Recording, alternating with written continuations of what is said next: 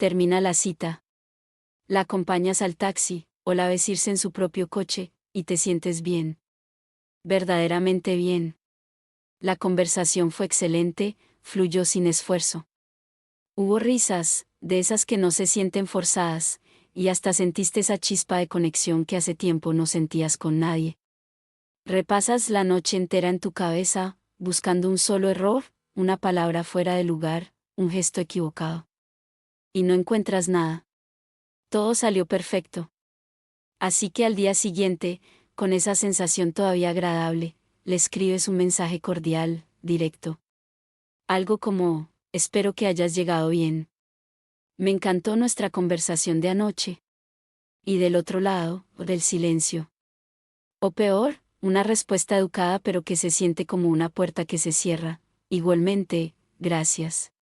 Que estés bien. Y ahí te quedas, mirando el teléfono, con una sola pregunta que te rebota en la cabeza una y otra vez, pero, ¿qué pasó? Si todo salió perfecto.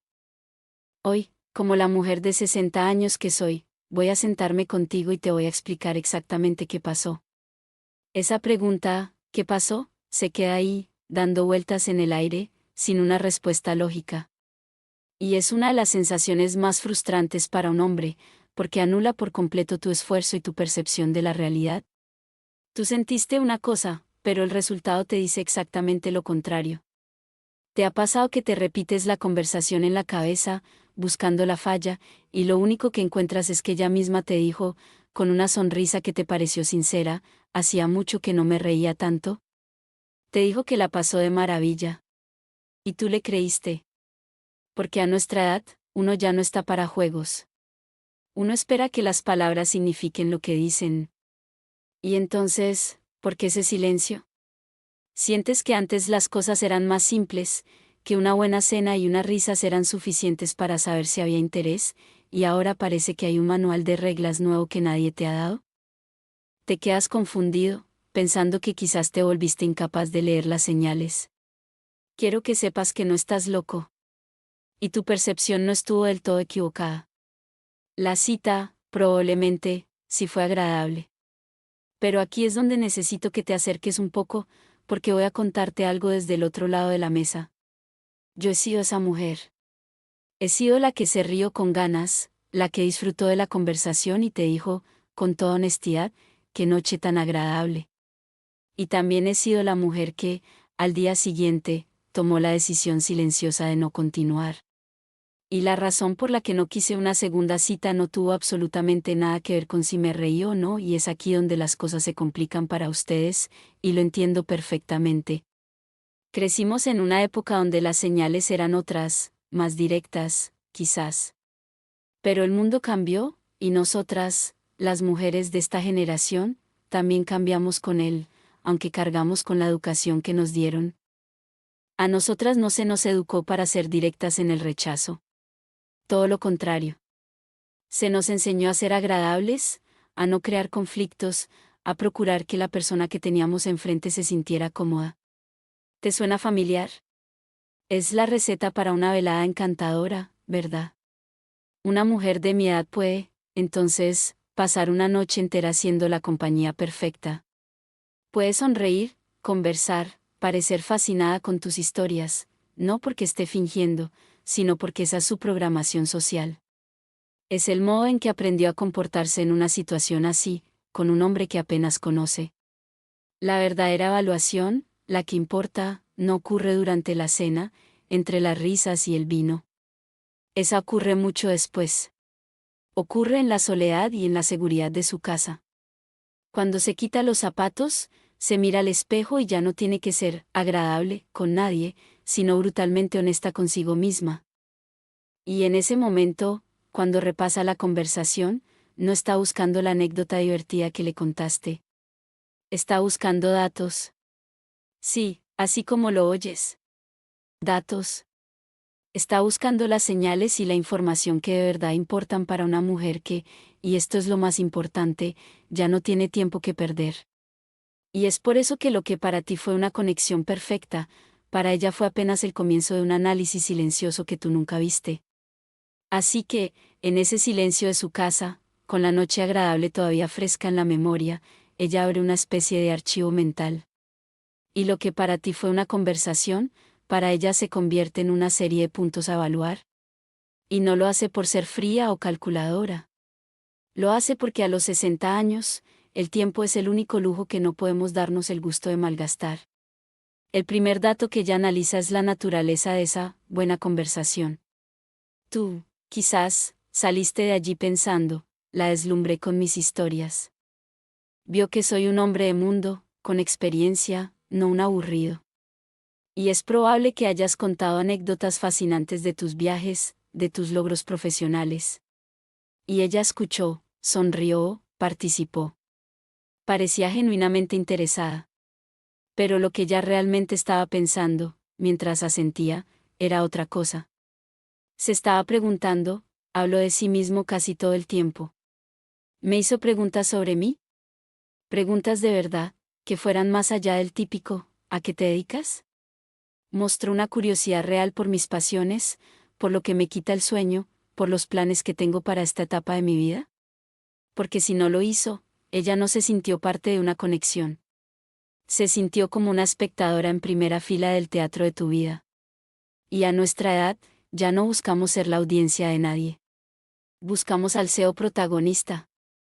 Luego, ella pasa a un punto que para nosotros es una radiografía del alma, como hablaste de tu pasado. Especialmente, de tu relación más importante, de tu exesposa o expareja. Quizás, en un intento de ser honesto y vulnerable, contaste la historia de tu divorcio pintándote como la víctima. Frases como, ella era muy complicada, nunca me valoró, o se lo llevó todo. Y en tu cabeza, pensaste, estoy mostrando mi lado sensible. Ella verá que soy un buen hombre que sufrió y sentirá empatía por mí. Pero para una mujer de mi edad, eso es una alerta roja. Lo que ella piensa en realidad es, si después de años de haberse separado, este hombre sigue atascado en el papel de víctima y no ha asumido ninguna responsabilidad, significa que no ha hecho el trabajo emocional para sanar. Y concluye, en silencio, que él espera que ella sea la enfermera que cure sus heridas, la que le demuestre que no todas las mujeres son iguales. Y créeme, yo no estoy buscando un paciente. Busco un compañero. No un proyecto de reparación. El tercer archivo que ya abre es el de la compatibilidad de futuros. A los 20 años uno cree que el amor lo puede todo, pero a los 60 sabemos que la logística y los proyectos de vida son el verdadero cimiento de una relación. Tú, quizás, le contaste con orgullo que tu plan es, por fin, descansar, dedicarte a tu jardín y ver series, mostrándole que a tu lado tendrá una vida tranquila y segura. Pero si ella, por su parte, te comentó que sueña con hacer ese viaje a la India que siempre pospuso o con aprender a bailar tango, lo que pensó en la soledad de su casa es muy diferente. Pensó, nuestros niveles de energía son incompatibles. Él está en modo de cierre, y yo estoy en modo de apertura. Para muchas de nosotras, esta etapa es la primera vez que tenemos libertad, tiempo y recursos para diseñar nuestra propia vida. Y no queremos pasarlas sentadas en un sofá. Tu vida tranquila, para ella puede sonar a una sentencia de aburrimiento. Y no es un juicio contra ti, es una simple declaración de incompatibilidad. Y finalmente, está la prueba de carácter que nunca supiste que estabas presentando. Fuiste un caballero con ella, atento, educado.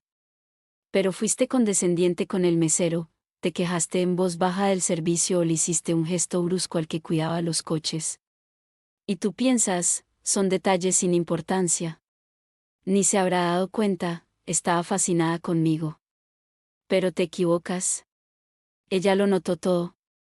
Vio la microexpresión de impaciencia en tu rostro, escuchó el tono de tu voz. Y eso, esa pequeña interacción, le dijo más de ti que 2 horas de conversación agradable. Porque el carácter de un hombre no se mide en cómo trata a la mujer que quiere impresionar. Se mide en cómo trata a la persona de la que no necesita absolutamente nada. Y en su mente la conclusión fue inmediata y demoledora, hoy trata así a un mesero. Mañana, cuando la novedad se haya ido, me tratará así a mí. Y para una mujer que ya se conoce, eso, simplemente, no es negociable. Hace unos años, salí con un hombre. Un arquitecto, culto, viudo. Llamémosle Javier. La cita fue en un restaurante precioso, de esos que guardas para una ocasión especial. Y la conversación fue impecable. Inteligencia, anécdotas fascinantes, risas que no se sentían forzadas.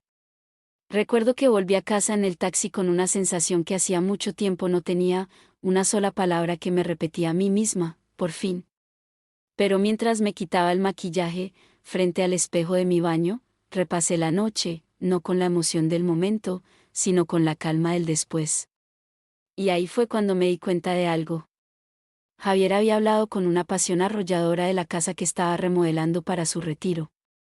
Un lugar en el campo para leer y oír música clásica. Describió su futuro perfecto con un nivel de detalle que era casi poético, el tipo de madera para el suelo, la orientación de la biblioteca para aprovechar la luz de la tarde, el rincón exacto de su jardín donde se sentaría a tomar el café. Y en toda la noche, en medio de esa conversación que a mí me había parecido una conexión, él nunca me hizo la pregunta más importante. Nunca se detuvo a decir, Isabella, ¿y tú? ¿Cómo imaginas tus próximos años? Mi sueño, que no tuve oportunidad de contarle, era pasar temporadas largas en una ciudad con buena oferta de teatro, quizás tomar clases de historia del arte, algo que siempre pospuse. Esa noche, en la soledad de mi baño, entendí la verdad. Por muy agradable, culto y encantador que fuera Javier, su futuro ya estaba completamente construido. Estaba amueblado, decorado y no tenía un solo espacio vacío que dijera, aquí va una compañera. Él nunca supo por qué no quise volver a salir. Seguramente se quedó con la idea de que la cita había sido un éxito. Y lo fue, pero solo como un evento social. Como un proyecto de vida compartido, fue un fracaso silencioso desde el primer plato. Cuando un hombre entiende que la primera cita no es una función de teatro para impresionarla, sino un intercambio honesto de datos para evaluar si dos vidas pueden caminar juntas, todo cambia. Dejas de actuar para impresionar y empiezas a explorar para entender. Haces mejores preguntas. Escuchas con una intención diferente. El resultado, y quiero ser muy clara con esto, no es que de repente todas las citas se conviertan en una relación. El resultado es que las citas que no funcionan, dejan de ser una fuente de frustración y se convierten en lo que son, un filtro exitoso. Y las que sí funcionan, nacen sobre una base mucho más sólida. Porque la mujer que tienes enfrente no se sentirá simplemente entretenida. Se sentirá, y esta es la palabra clave, vista. Le puedo decir que cuando conocí a Marcos, mi última pareja importante, nuestra primera conversación no fue un desfile de logros pasados. No hablamos de los cargos que tuvimos ni de los viajes que hicimos.